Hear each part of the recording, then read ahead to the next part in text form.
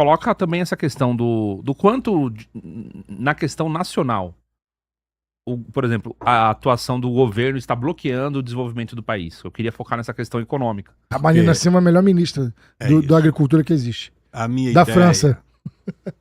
O meu conceito é esse. O Brasil é um país rico. O Brasil tem a maior fronteira de agropecuária do mundo. O Brasil tem a maior fronteira de mineração do mundo. O Brasil tem a Amazônia. O Brasil tem terras raras em todo o território. Vou no Rio Grande do Sul, tem terras raras. Sul de Minas, Poços de Caldas, Andradas, aquilo ali, terras raras. Aqui no Triângulo, terras raras. Rondônia, terras raras. Goiás, terras raras. A Amazônia, Roraima, é difícil você encontrar uma área de Roraima que não tenha terras raras. Agora, tudo isso interditado institucionalmente. Não é uma interdição por falta de capital. Os americanos botaram 14 bilhões de reais numa mina licenciada lá em Goiás. A única do Brasil licenciada em terras raras, 14 bilhões de reais. Então, não é capital, não é tecnologia. A interdição é uma interdição institucional. É o IBAMA, FUNAI, o Ministério Público, o ICMBio, os órgãos ambientais dos estados, porque como a legislação é uma legislação partilhada, o município legisla sobre meio ambiente, o município pode ter órgão ambiental, o estado tem órgão ambiental, e o IBAMA, a União tem órgão ambiental. Então, todo mundo pode legislar. O vereador pode legislar, o Estado pode legislar, a União legisla. Se a obra, por exemplo, uma rodovia, uma ferrovia, sei lá, um rio, ele é interestadual, é norma nacional, que incide sobre aquela atividade. Se a atividade é coberta por uma legislação nacional, a agricultura, tem o Código Florestal, a mineração ou a energia, tudo isso dá ao órgão do Estado, da União do Estado do município, o poder de legislar. Então, eu vi uma declaração, inclusive, de uma empresa estrangeira que disse, olha, eu vou embora do Brasil, essa matéria saiu no Estadão, mas vai embora do Brasil por quê? Ele disse, porque eu vou precisar de mais de 600 licenças, que é uma obra interestadual. Todo município tem que dar uma licença, o Estado tem que dar uma licença, o Ministério Público interfere, o IBAMA interfere, todo mundo interfere, não tem como ficar aqui. O custo, Brasil, da interdição é muito elevado. Ou você desinterdita o Brasil e afasta essas corporações controladas de dentro por esse Estado paralelo das ONGs, ou você afasta essa gente, ou o Brasil é um país inviável. Lula fica dizendo, as terras raras são do Brasil. Não são do Brasil. Estão sequestradas essas terras raras por essas corporações. Essa é que é a verdade. O Brasil poderia ter um fundo soberano de terras raras. Poderia antecipar royalties de terras raras. Poderia fazer das terras raras, segundo o... Olha, pessoal, presta atenção nesse dado. Isso é um dado do Banco Interamericano de Desenvolvimento, do BID. Pode procurar na internet. O Brasil, segundo o BID, tem terras raras que valem o dobro do PIB do Brasil. Vamos prestar atenção nesse número. Segundo o Banco... Eu estou citando o BID porque despolitiza o debate. Não é a oposição ou a situação. É o BID que está dizendo que o Brasil tem... das terras raras conhecidas, o dobro do PIB. Então vamos fazer um cálculo muito simples. Qual é o PIB brasileiro? 2 trilhões e 600 bilhões de dólares. A 5, o dólar, a R$5 o dólar, você tem 13 trilhões de reais no PIB brasileiro. Se as terras raras valem o dobro do PIB, você tem 26 trilhões. Agora, veja um outro número. O total da dívida pública brasileira são 9 trilhões de reais. Então, com menos da metade do valor das terras raras, o Brasil pode pagar sua dívida pública, resolver o problema dos juros, resolver o problema da taxa de investimento em relação ao PIB. O Brasil, Henrique, não vai ter onde colocar dinheiro. Júnior, não tem onde colocar dinheiro se o Brasil desinterditar. Ah, mas essas terras raras estão debaixo do subsolo. Tudo bem, mas você pode fazer um fundo soberano, você pode emitir títulos lastreados em terras raras, você pode antecipar royalties de terras raras, todo mundo vai estar interessado. O Sacani desde sempre fala que é China, aí tinha o Kuwait, aí na verdade o Kuwait não. Ele tinha uma porcentagem um pouquinho maior do que o Brasil, porém agora o Brasil é o segundo maior O Brasil detentor. é o primeiro. O Brasil é o primeiro. Mais É do o que a China. primeiro, É o de primeiro. longe, Mas- desde que as terras raras estejam disponíveis. É como o petróleo lá do Amapá. A Guiana, eu estive na Guiana recentemente. Aí fui lá. Em Roraima, os amigos, eu digo, eu quero ir na Guiana. Aí fui. Antes, na fronteira, eu passei numa cidade chamada Bonfim, que é a cidade brasileira. Você chega em Bonfim, eu cheguei lá 11 horas da manhã. Henrique, Júnior, parecia uma cidade deserta. Parecia uma cidade que tinha sofrido uma pandemia e não tinha ficado ninguém vivo. Tudo silêncio, as casas fechadas, o comércio sem ninguém. 11 horas da manhã. Aí você atravessa a ponte do rio Tacutu e chega em Letem, que é a cidade da Guiana. Parecia uma cidade do Velho Oeste. Parecia, não, parece que está lá. Efervescente, vida, pessoas nas ruas, o comércio aberto, os bares, os restaurantes, as pousadas. No lugar das diligências, naturalmente, os automóveis. Todos brasileiros. Aí eu vejo uma loja estranha. Você não vê essa loja no Brasil. Aqui você vê loja de roupa, de móveis, de automóveis. E lá era uma loja que tinha uns motores, umas bombas, umas mangueiras. Eu perguntei para o meu amigo, e o nome em português da loja? Eu perguntei, que loja é aquela? Ele disse, é uma loja que vende equipamento para garimpo, porque aqui o garimpo é legalizado. Se o governo encontra um garimpo ilegal, ele legaliza e passa a cobrar imposto, passa a fiscalizar. O Brasil expulsa o garimpeiro como criminoso. Ele vai para a Guiana e vai para a Venezuela, vai para o Equador. O Equador mandou pedir garimpeiros brasileiros, porque eles sabem como encontrar o ouro, como processar o ouro. Aí eu digo, eu quero entrar na loja. Entrei na loja. Todos os equipamentos de fabricação brasileira. O dono brasileiro. E os motores? Motores gigantes. MWM. Fabricados aonde? Aqui. Na Avenida das Nações Unidas. Eu conheço a fábrica. Fiz muita campanha lá com os metalúrgicos. Ou seja, o Brasil é um país interditado completamente. O governo da Guiana oferece a terra, você não compra, você recebe em concessão por 25 anos, por 50 anos ou por 90 anos.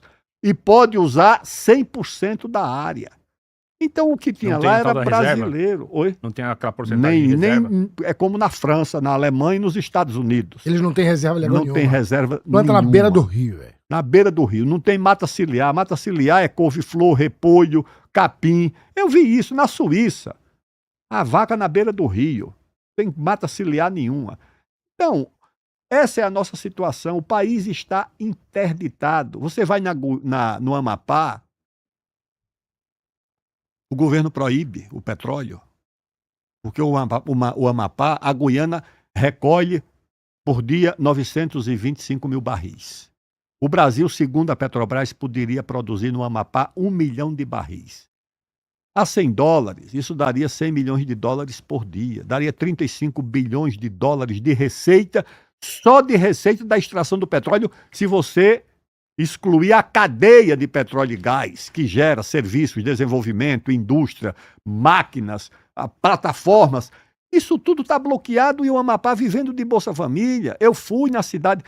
Eu gosto de falar do que eu vi, tá certo? Não é do que está sendo discutido na bancada da Globo News, por jornalistas que se julgam. Jornalistas que são financiados. E Muitas que das se vezes têm julgam bem financiamento, informadas, mas que não saem tem daquela banca. financiamento lá da... Eu fui em Itaubal. Itaubal é a cidade que tem 93% da população vivendo de Bolsa Família. Eu fui lá. Eu peguei um avião aqui, fui para Macapá, peguei meus amigos, disse, vamos a Itaubal, que é a cidade que tem 93% da população vivendo de Bolsa Família. 93%? 93%. E poderia estar vivendo... Olha, Claro que eu já e sabia o tráfico também. que uma cidade que tem 93% da população vivendo de Bolsa Família, essa cidade não tem atividade econômica nenhuma. Os 93% vivem de Bolsa Família e os outros 7% são funcionários públicos. Isso você não precisa ir lá para ver. Mas eu fui. O prefeito não estava, tinha ido para Macapá, estava lá a secretária. Muito educada, mulher bem informada. Aí de secretária, e esse número aqui? 93%. Ela disse, ministro, esse número é muito ruim para o meu município. Dá uma impressão errada, que nós não queremos trabalhar. Mas nós somos vítimas, nós não podemos trabalhar. Não tem atividade econômica. Não podemos trabalhar. Ela mesma é de uma família de agricultores que vendeu as fazendas que tinha no Mato Grosso do Sul e no Paraguai para abrir uma fronteira agrícola no Amapá, porque tem uma topografia favorável, chove o ano inteiro. Chegou lá tudo interditado. Com 3 meses está o IBAMA, a FUNAI, o Ministério Público, a Força Nacional, todo mundo atrás desse povo que está querendo produzir alguma coisa. Então só restou Bolsa Família. E assim mesmo, sabe o que acontece que ela me disse? O dinheiro entra num dia e sai no outro. Como o município não produz nada, importa tudo, o dinheiro entra por uma porta e sai pela outra. Porque o consumo também vem de fora, isso é uma tragédia. E ali do lado, a 176 quilômetros, uma reserva de petróleo que pode transformar... Eu estou usando dados que eu vi na mídia, na Nova Dubai, da América do Sul. Pode ser o Amapá. Agora, o presidente do IBAMA, que é aqui de Bauru, que não sabe onde fica o Amapá no mapa, porque também não se ensina mais geografia no Brasil. A gente aprendia isso no curso primário, mapa do Brasil. Tem mais história do Brasil, nem geografia do Brasil. Hoje é tudo narrativa. É desconstrução. Desconstrução. Ele não sabe onde fica o Amapá no mapa. Nunca foi lá. Isso o governador que me disse. Ele nunca apareceu por lá. Agora, o governador de Roraima, voltando para Roraima, me disse uma coisa também assim muito triste. Ele diz, olha, nós estamos exportando o recurso mais importante que nós temos, que é o recurso humano, é o investidor, é o produtor. É esse recurso que nós estamos mandando para o Paraguai, mandando para a Bolívia. Em Rondônia, eles atravessam a fronteira. O Brasil tem 3.400 quilômetros de fronteira com a Bolívia. Eles atravessam, levam máquinas, levam tudo. Porque está lá o IBAMA, a FUNAI, o Ministério Público, a Força Nacional, a Polícia Federal, apreendendo máquinas e equipamentos. Eles vão para a Bolívia, para produzir na Bolívia. Isso é um crime que está sendo cometido contra o país. Vai para o Paraguai, vai para a Guiana, vai para a China. Aqui de São Paulo, encontrei um empresário. Produz o quê? Produz tal equipamento. Vou produzir na China. Mas aí, para que eles? Para importar para o Brasil. Vou para a China. Mas por que para a China? Eles, porque a China eu não sou perseguido. Na China eu vou ser licenciado. Na China o Ministério Público do Trabalho não vai fechar a minha empresa. Na China não tem a carga tributária que tem o Brasil. Na China não tem 14% de taxa de juros. Então, eu produzir na China e trazer da China para o Brasil... sai mais barato do que produzir no Brasil. Tem sentido uma coisa dessa, Henrique? Não faz nenhum sentido. Por favor. Aldo, não faz nenhum sentido e tem coisas muito interessantes nos dados que você passou, né? E eu acho que é isso que a galera ainda não conseguiu se atentar. Veja, além da ideologia desses órgãos, além da ideologia estar travando o nosso desenvolvimento, nós temos as máfias que esses conglomerados fazem. Por exemplo, vamos supor que você tem um empreendimento para fazer e você vai ter que passar com a licença federal, estadual, municipal e por aí vai. Essas licenças, muitas das vezes, só são passadas a nível de propina. Dinheiro mesmo. Você tem... Onde eu estava lá em Riolândia. Onde eu estava, o cara tomou uma multa de R$35 mil porque molhou o milho para dar pro gado sem causar nenhum impacto ambiental. Em Riolândia, aqui em São Paulo? É, aqui em São Paulo. Eu vim na beira do rio, perto daquele rio que faz a divisa. Grande. Faz a divisa. Eu vim de lá de helicóptero ontem.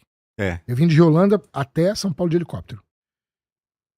É bonito de ver a plantação e eu posso garantir, eu vi de cima, as matas ciliares estão preservadas. Os corredores estão preservados. Tá tudo bem preservado. A taxa de 30% está preservada. Só que aí você tem gente procurando pelo em ovo para fazer essa o problema todo, fiscalização, multar. Então, como o Aldo, esse é um dos problemas do Brasil. Como você meio que faz uma teia, você vai fornecendo a esses órgãos a capacidade de legislar. E você vai transferindo isso do federal para o estadual, para o municipal. E vários desses municípios, não estou falando que Riolândia por favor, pelo amor de Deus. Estou falando vários, o Brasil inteiro, todos os municípios do Brasil. Vários deles, você tem esquemas ali. para venda de licença. Hum. E aí o cara que vai investir, ele não tem como investir por conta dessa quantidade enorme de licenças que ele vai ter que passar por cada órgão, por cada coisa que ele queira fazer, que vai inviabilizar o processo.